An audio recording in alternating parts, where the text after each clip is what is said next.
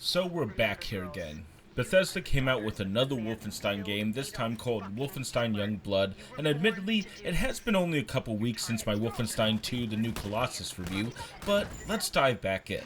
This time around, we have a co-op game where we follow BJ's daughters rather than Big Daddy Blazkowicz.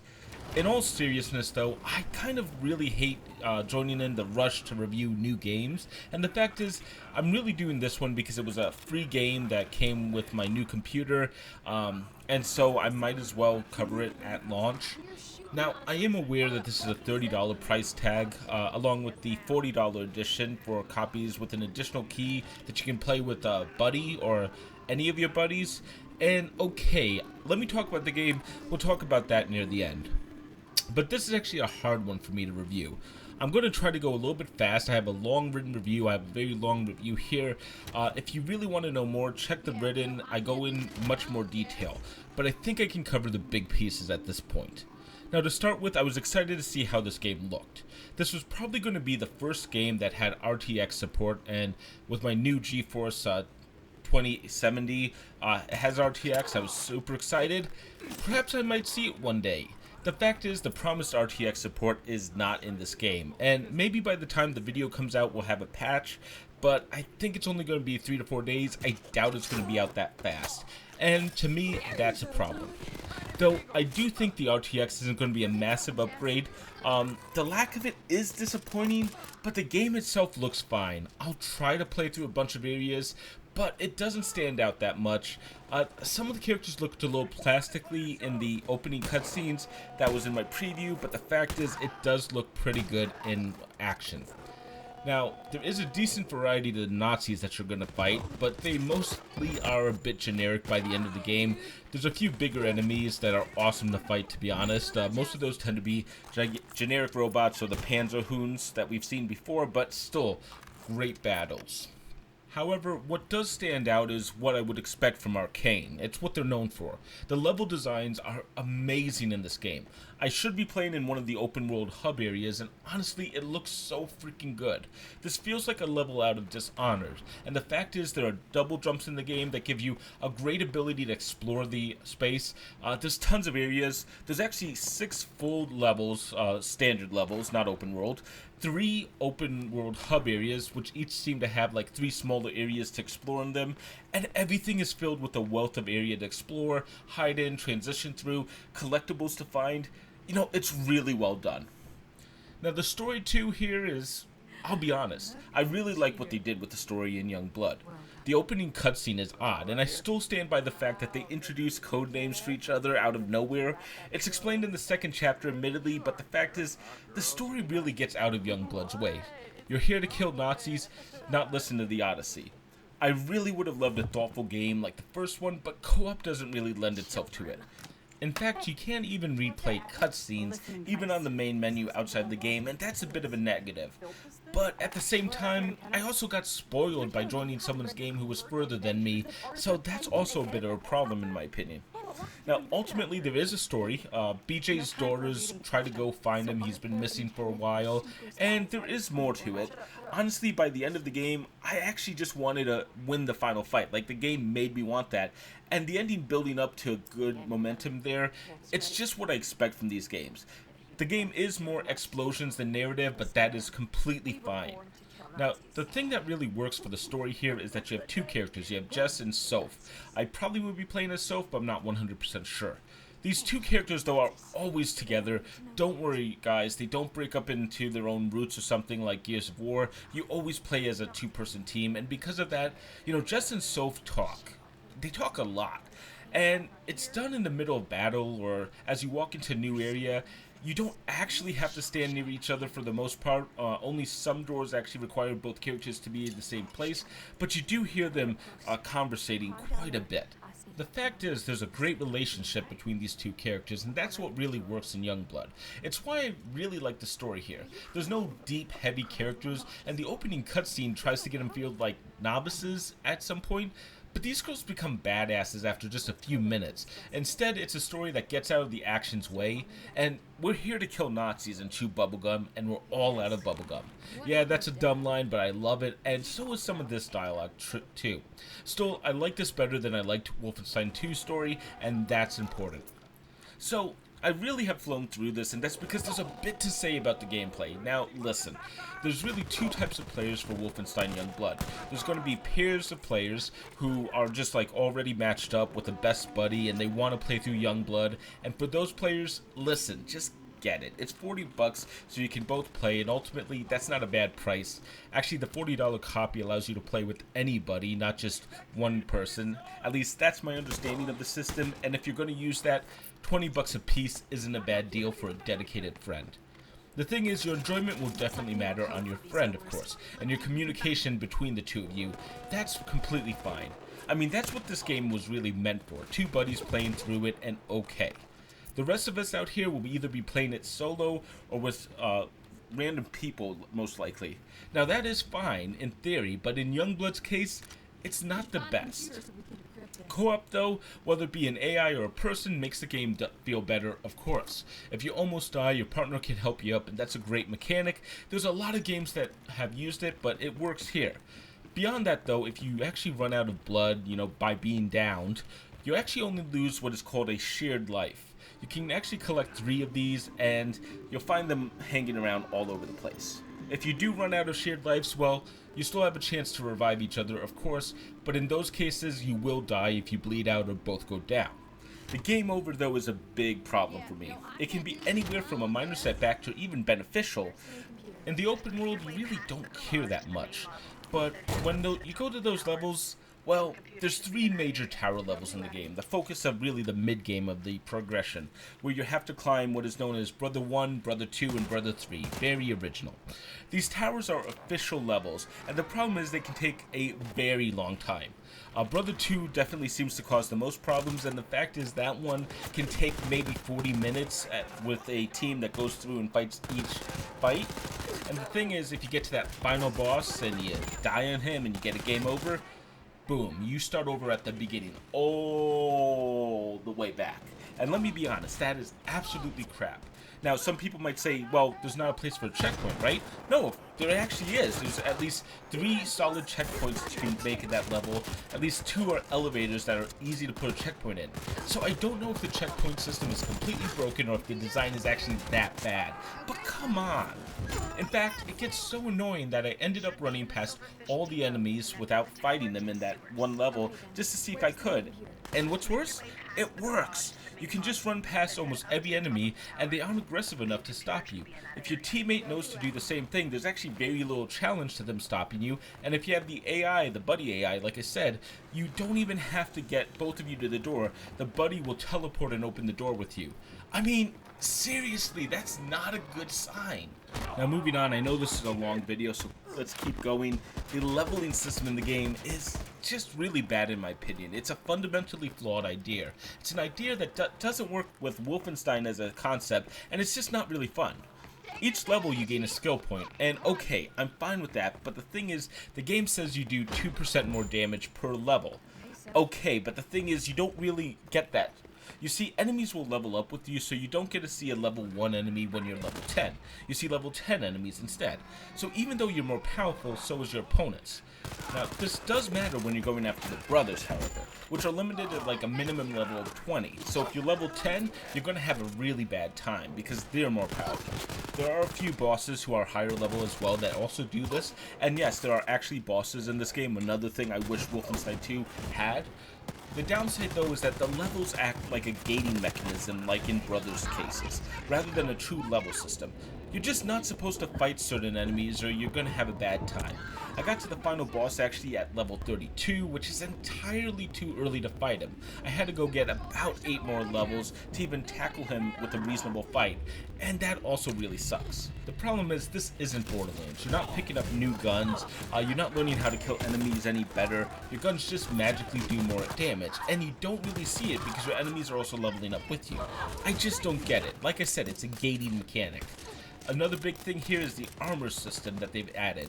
You see, there's normal Nazis that die from just pretty much getting shot in the face, and then there's Nazis that require you to kill their armor and deplete their health. The armor comes in two fashions, thin bars and thick square armor. Check the screens, I'm sure you'll see some enemies with this armor. It's easier to see than understand by words. I'll try to put it up on the screen. The problem is, different guns damage different armor. Early on, you'll have like 5 guns, 3 of which, the good ones, have damage to the thin lines. But then you also have 2 that do damage to the square. Now, those guns are my favorite gun, the assault rifle, and the very crap pistol. Problem is, if you run out of ammo for, the square damage, you really can't do much to the square armor enemies, and yeah, the other guns won't help. The fact is, it's really an interesting idea, but it's used entirely too often in the game. I really just want to slaughter hundreds of Nazis instead of this armor system. It probably would have been fine if it only showed up some of the time. Really, it doesn't make the game better in the end, especially with how slow it is to change the guns. It doesn't help that you see almost waves of certain types of enemies and see 5 or 6 of the square armor guys at a time. I kept worrying about running out of ammo, and I was right to worry. I ended up being unable to use the guns that I actually thought was my favorite because it was the wrong type. Finally, let's talk co-op. So yeah, if you have a buddy, you're going to be fine out here, like I've said. You'll have some way to talk to them and just work as a team. But the problem is, without a buddy, you'll have to find random people who join your game. You can play solo. Let me explain why you don't want to do that in a second, but ultimately it's frustrating. Now the first thing is, you can't search for a game. You can only quick play or match with a friend, and okay, playing with a friend is very preferred. But if you play random people, well, you get every part of that. Now, to be clear, there's no text chat, and voice chat is spotty. I actually heard one person who had a very clear voice, another person seemed to be talking but was a bit muffled, and the one that was using voice chat that was working was amazing, and I'd love to thank him, but I actually don't know his name. The problem is also people kick really easy, and admittedly the kick isn't a ban, so if you actually kick someone that you don't want to play with, that person can actually rejoin your game pretty quickly by doing a quick match. It's strange. And the fact is that really long Brother 2 level I didn't like, I mentioned, it's the one that almost everyone seems stuck on. I had to run through it 3 times because that's the only people I could find when I was doing quick matches. But joining people who are farther than you also gets you to watch their videos, spoilers there.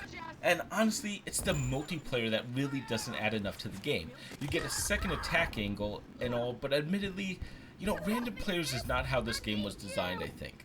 Now, there's so much more, but I want to give you some quick sentences, just minor thoughts. First, though, the AI is broken. At least 7 times I found the buddy AI, that's the AI in single player, just standing somewhere or shooting at a wall. The video on the screen is probably from my first preview, but it happens a lot, and it's terrible. The AI is actually not that good, and I died at least 3 to 4 times because of that one bug that I know of. I'm sure there was even more, and it's really bad. I saw one quest that actually was bugged where a disc wasn't appearing even though I knew exactly where the disc should be. I checked it out on YouTube. Yeah, not there. The buddy AI also teleports, and I just mean like walking around, she'll flicker and jump about 10 meters for no reason. This isn't an ability, of course, it's just the game being dumb. Checkpoints suck. Like I said, you can just push through enemies and realize how broken the enemy AI is as well. It's not aggressive enough. But similarly, checkpoints don't refill your ammo, which is okay for 90% of the game, but I wound up on the final boss, ran out of ammo, and that absolutely sucked. It doesn't give you full ammo or even the ammo you entered the area with. It ends up giving you the ammo you died with. Definite problem for me. I ran into this issue on the final level where the game was just bugged and locked me and another guy that, the guy I was talking about that had a mic. We were locked out of the final area and we couldn't leave as well. We were stuck in a room because some animation didn't play. So we ended up having to stop playing together, and that sucked as well. It left us really confused. Not a good look. I also lost connection with another player because I think something happened to the Bethesda server, and that sucks. Couldn't find those same players again. I don't know if I have video of this, but it does happen. And the thing is, most of these problems could be found in a better game. There's games that I'd run back to play more of, even if there are bugs. EDF 4.1 definitely was one of them. But here, it's just not good enough to get away with this. It's not addictive enough, at least if you don't have a dedicated friend. And finally, yes, I have to talk about it. There are microtransactions, of course. But while I hate microtransactions, and there's cosmetics that can only be bought with microtransactions, and I fundamentally disagree with them because this is what amounts to a single-player game with co-op, but really, there's no reason to allow microtransactions. I have heard some people say it's $30 is okay to have microtransactions in. I'm going to just be clear. No, if I pay $1 for the game, there should be no microtransactions. You can't double dip a player no matter what. If you want more money, charge more money. If you think your game is worth it, that's how you do it. But this isn't why I'm giving the score to this game. The fact is, there's enough other pieces of this game that microtransactions aren't the big problem here. But I do have one more piece I have to talk about with microtransactions. You see, there's already been a post-launch patch. Yes, there was the day one patch, of course. That's normal in this industry, probably not a good thing. But on Tuesday after the launch, about 5 days, Bethesda released a patch that didn't have patch notes. It seems like it patched out the exploit that allowed Cheat Engine to give infinite money to players. Here's the thing. Bethesda is completely showing what they think of this game. They're here to make money and protect their microtransactions. The bad AI, the disconnects, the broken mission scripts, the missing checkpoints aren't the major issues for them. For Bethesda, it's all about the money, and that's just naked greed. Now, let's just wrap this up. Listen, if you have a friend, like I said, this will probably be fun enough to play through with a close friend. It's not expensive, it can be fun, I get it. There may even be a trial version to try out if you're really curious. Now, for the rest of us, this really isn't good enough. I disliked Wolfenstein 2, the new Colossus, but I really enjoyed the gameplay there, so I recommended it. Here, I do like the story and what they've done there, but dear God, the gameplay really doesn't play that well. You know, it's like Borderlands without looting guns, or a generic co-op shooter. It doesn't really work well.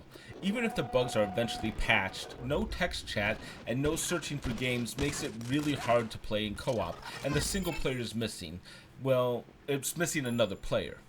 The fact is, I have to look at this game from a single person or a random person's view, and because of that, I give Wolfenstein Youngblood a 2 out of 5. You know, that's a non-recommendation for me, but there's a worse part of this. Listen, I love Doom. I'm excited. The first game I played at E3 this year was Doom Eternal. I really do want Doom Eternal to be good. But Bethesda has had Fallout 76, and they said they heard our complaints at E3, and then they put out Youngblood. This is the same problem, but really Bethesda as a publisher has always been about buggy releases. I mean, think of the Elder Scrolls and the Fallouts. It's just not as entertaining anymore. We don't have a mod community to fix these problems for them, and that's really a big problem. Now, will this game get better? Well, maybe. I hope. I mean, RTX support will definitely help. It's going to be better than it is. I'm sure we'll see some patches, but why not just make the game the right way before launching it? Here's the thing. Clearly Bethesda wanted microtransactions in their game. Okay. But now I'm really afraid for Doom Eternal. That's the game I was looking forward to, and I think it's going to have bugs as well as microtransactions, and I'm really not okay with supporting that. Personally, I'm not pre-ordering Doom Eternal now, so I don't have to do a video like this in November. Now that's my stance. Unless Bethesda officially says no microtransactions, I'm probably not changing that. And honestly, I love Doom Eternal. I'm just sick of all this crap. And that's Wolfenstein Youngblood, and really, it was a lot. Now, I should have just released my humble monthly bundle previews for September 2019. Oh, that's a mouthful. I actually recorded this before then, so I don't know exactly what's going to be shown, but, you know, you can tell me down in the comments. Otherwise, I'll be covering them soon. In addition, I've actually changed, I'm doing this standing up. Hopefully it sounds like I have a little more energy. I feel like I do. So if you do notice a difference, let me know. If you don't notice a difference or prefer me to go back to the old format, let me know as well.